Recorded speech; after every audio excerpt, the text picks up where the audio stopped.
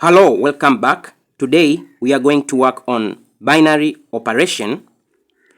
In binary operation, we are given a system of equation.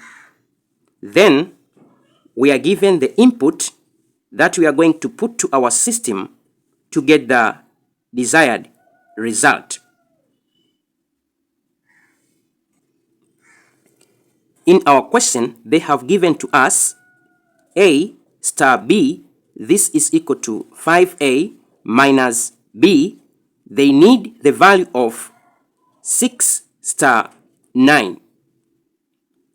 Let us do together step by step.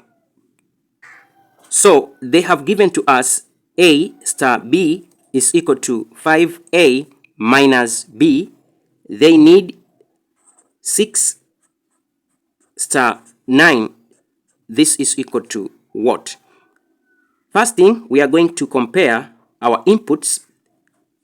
A star B, I'm going to compare with 6 star 9. The first input with the first input, the second input with the second input. We get A is equal to 6 and B is equal to 9. Let us substitute our input to our system of equation.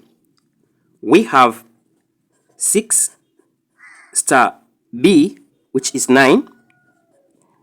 This is equal to 5 multiplied by A, which is 6.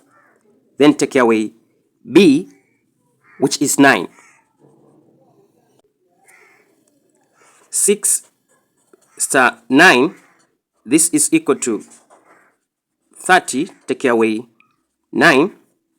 We are going to get 6 star 9, this is equal to 30, take away 9, it is 21.